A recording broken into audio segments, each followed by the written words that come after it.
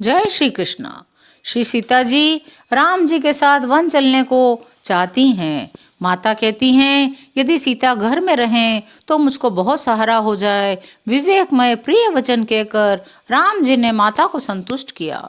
फिर वन के गुण दोष प्रकट करके वे जानकी जी को समझाने लगे।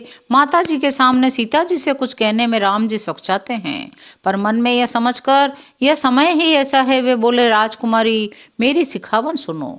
मन में कुछ दूसरी तरह न समझ लेना। जो अपना और मेरा भला चाहती हो तो मेरा वचन मानकर घर रहो। हे भामिनी, मेरी आज्ञा का पालन होगा, सास की सेवा बन पड़ेगी। घर रहने में सभी प्रकार से भलाई है। आदर पूर्वक सास ससुर के चरणों की सेवा करने से बढ़कर दूसरा कोई धर्म नहीं है। जब जब माता मुझे याद करेगी, प्रेम से व्याकुल होने के कारण उनकी बुद्धि भोली हो जाएगी, वे अपने आप को भूल जाएंगी। हे सुंदरी, तब तब तुम कोमल वाणी से पुरानी कथाएं कह कहकर इन्हें समझाना। हे सुमुखी, मुझे सैकड़ों सौगंध है, मैं स्वभाव से ही कहता हूँ, मैं तुम्हें केवल माता के लिए ही घर पर रखता हूँ। मेरी आज्ञा मानकर घर पर रहने से गुरु और वेद के द्वारा सम्मत धर्म के आचरण का फल तुम्हें बिना ही क्लेश के मिल जाता है। किंतु हट के वश होकर गालव मुनि और राजा नहुष आदि सभी ने संकट ही सहे हैं।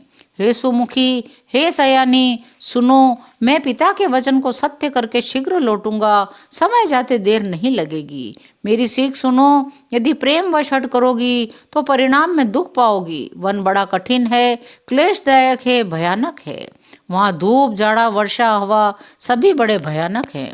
रास्ते में कुश, कांटे और बहुत से कंकड़ है, उन पर बिना जूते के पैदल चलना होगा। आपके चरण कमल कोमल और सुंदर हैं। रास्ते में बड़े दुर्गम पर्वत हैं। पर्वतों की गुफाएं, दर्रे, नदियां, नद, नाले ऐसे अगम्य और गहरे हैं कि उनकी ओर देखा तक नहीं जाता। रीछ, बाघ, भेड़िए, सिंह, हाथी ऐसे भयानक शब्द करते हैं, उन्हें सुनकर धीरज भाग जाता है। जमीन पर सोना, पेड़ों की छाल के वस्त्र पहनना, कंद मूल फल का भोजन करना होगा, और वे भी क्या सदा सब दिन मिलेंगे? सब कुछ अपने अपने समय के अनुकूल ही मिल सकेगा। मनुष्यों को खाने वाले राक्षस फिरते रहते हैं। वे करोड़ों प्रकार के कपट रूप धारण करते हैं। पहाड़ का पानी बहुत ही लगता है। वन की विपत्ति बखानी नहीं जा सकती। वन में भीषण सर्प, भयानक पक्षी, स्त्री पुरुषों को चुराने वाले राक्षसों के झुंड रहते हैं। वन की भयंकरता याद आने मात्र से धीर पुरुष भी डर जाते हैं। फिर हे मृगलोचनी, तुम तो स्वभाव से ही डरपोक हो। हे हंसगमनी, तुम वन के योग्य नहीं हो। तुम्हारे वन जाने की बात सुनकर लोग मुझे अपयश देंगे। मान सरोवर के अमृत के समान जल से पाली हुई हंसनी कहीं खारे समुद्र में जी सकती है?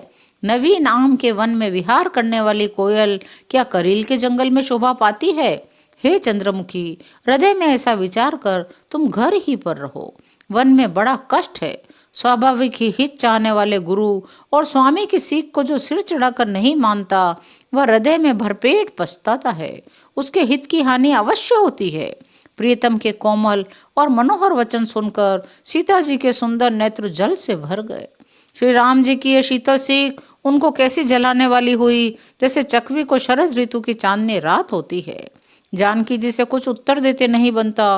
वे व्याकुल हो उठी। मेरे पवित्र और प्रेमी स्वामी मुझे छोड़कर जाना चाहते हैं।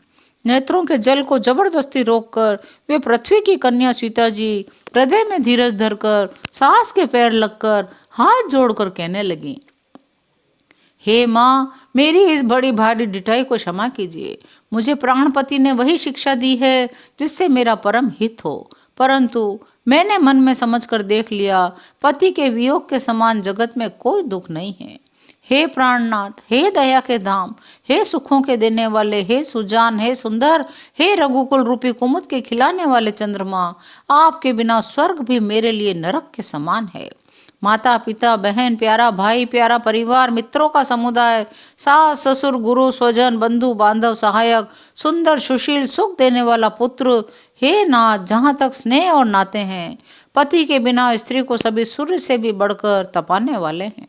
शरीर, धन, घर, पृथ्वी, नगर और राज्य, पति के बिना स्त्री के लिए यह सब शोक का समाज है।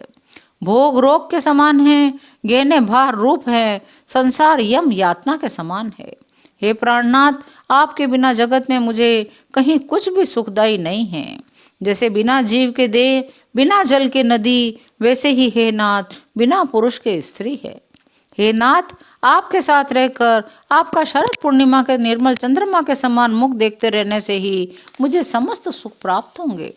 हे नाथ, आपके साथ पक्षी और पशु ही मेरे कुटुंबी होंगे, वन ही नगर और वृक्षों की छाल ही निर्मल वस्त्र होंगे, पत्तों की बनी झोंपड़ी ही स्वर्ग के समान सुखों की मूल होगी, उदार हृदय के वन देवी और वन देवता ही सास ससुर के समान मेरी सार संभार करेंगे। कुशा और पत्तों की सुंदर बिछौना ही प्रभु के साथ कामदेव की मनोहर तोषक के समान होगी। कंद मूल फल ही अमृत के समान आहार होंगे, वन के पहाड़ी अयोध्या के सैकड़ों राजमहलों के समान होंगे। क्षण क्षण में प्रभु के चरण कमलों को देख देख कर मैं ऐसी आनंदित रहूंगी जैसे दिन में चकवी रहती है। हे नाथ, आपने वन के बहुत से दुख, बहुत से भय, विषाद और संताप कहे, परंतु हे कृपा निधान, वे सब मिलकर भी आपके वियोग से होने वाले दुख के लवलेश के समान भी नहीं हो सकते। ऐसा जी में जानकर आप मुझे साथ ले लीजिए, यहाँ न छोड़िए। मैं अधिक क्या विनती करूं, आप करुणामय हैं, सबके हृदय के अंदर की जानने वाले हैं। हे शील और प्रेम के भंडार, यदि 14 वर्ष तक आप मुझे अयोध्या में रखते हैं तो जान लीजिए मेरे प्राण नहीं रहेंगे। क्षण क्षण में आपके चरण कमलों को देखते रहने से मुझे मार्ग चलने में थकावट न होगी। हे प्रियतम, मैं सभी प्रकार से आपकी सेवा करूंगी, मार्ग में चलने से होने वाली सारी थकावट को दूर कर दूंगी। आपके पैर धोकर, पेड़ों की छाया में बैठकर, मन में प्रसन्न होकर हवा करूंगी, पंखा झूलूंगी। पसीने की बूंदों से ही श्याम शरीर को देखकर प्राणपति के दर्शन करते हुए दुख के लिए मुझे अवकाश ही कहाँ रहेगा। समतल भूमि पर घास और पेड़ों के पत्ते बिछाकर यह दासी रात भर आपके चरण दबावेगी। आपकी कोमल मूर्ति को देखकर मुझको गर्म हवा भी न लगेगी। प्रभु के साथ रहते मेरी ओर आंख उठाकर देखने वाला कौन है? जैसे सिंह की स्त्री को खरगोश और सियार नहीं देख सकते। मैं सुकुमारी हूँ और नाथ वन के योग्य हैं। आपको तो तपस्या उचित और मुझको विषय भोग। ऐसे कठोर वचन सुनकर भी जब मेरा हृदय न फटा तो प्रभु मालूम होता है ये पामर प्राण आपके वियोग का भीषण दुख सहेंगे। ऐसा कहकर सीता जी बहुत ही व्याकुल हो गई। वे वचन के वियोग को भी न संभाल सकी। शरीर से तो वियोग की बात अलग रही, वचन से भी वियोग की बात सुनकर वे अत्यंत विकल हो गई। उनकी यह दशा देखकर श्री रघुनाथ जी ने अपने जी में जान लिया कि हठ पूर्वक इन्हें यहाँ रखने से ये प्राणों को न रखेंगी। तब कृपालु सूर्यकुल के स्वामी श्री रामचंद्र जी ने कहा, सोच छोड़कर मेरे साथ वन को चलो। आज विषाद करने का अवसर नहीं है, तुरंत वन गमन की तैयारी करो। श्री रामचंद्र जी ने प्रिय वचन कहकर प्रियतमा सीता जी को समझाया, फिर माता के पैरों लगकर आशीर्वाद प्राप्त किया।